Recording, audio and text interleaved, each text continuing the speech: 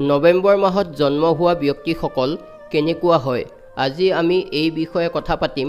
কাৰ কাৰ লগত মিলিছে কমেণ্ট কৰি জনাবলৈ নাপাহৰিব।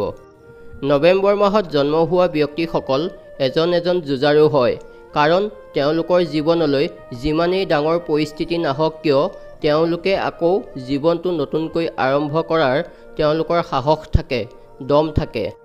তেওঁলোক য'তেই নাযাওক আনৰ দৃষ্টি আকৰ্ষণ কৰিব পাৰে আৰু হাঁহকৈ হাঁহি পৰিৱেশটো ৰঙীন কৰি তুলিব পাৰে। লগতে মানুহৰ লগত কথা পাতি ঘূৰি ফুৰি ভাল পায়। কিন্তু তেওঁলোকে যিমানেই হাঁহি নাথাকক কিয় তেওঁলোকৰ ভিতৰতো ঢেৰ নোপোৱাৰ বেদনা সোমাই থাকে আৰু সেইবোৰ তেওঁলোকে নিজৰ মাজতে ৰাখি থয়। খংটো কিন্তু নাকত থাকে আৰু কোনোবাই কিবা গণ্ডগোল কৰা দেখিলে মুখৰ আগত জাৰিবলৈ বেয়া নাপায় আৰু ভাবিও নাথাকে আনজনে কি ভাবিছে। তেওঁলোকৰ জীৱনটো আৰামৰ জীৱনো নহয়, কষ্ট কৰিবই লাগে আৰু আন মানুহতকৈ অকণমান বেছিয়ে কৰিব লাগে। কাৰণ তেওঁলোকে যদি কামো কৰে, কামৰ পৰা আহি পেলাই আকৌ ঘৰৰ কাম কৰিবহি লাগিব বা তেনেধৰণে আনতকৈ অকণমান কষ্ট বেছি কৰিব লাগে।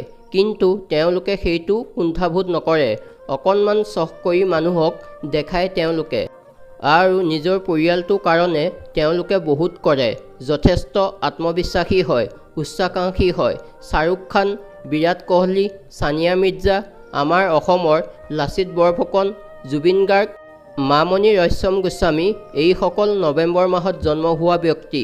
নৱেম্বৰ মাহত জন্ম হোৱা ব্যক্তিসকল আপোনাৰ লগত কিমান মিলিছে কমেণ্ট কৰি জনাবলৈ নাপাহৰিব। ধন্যবাদ।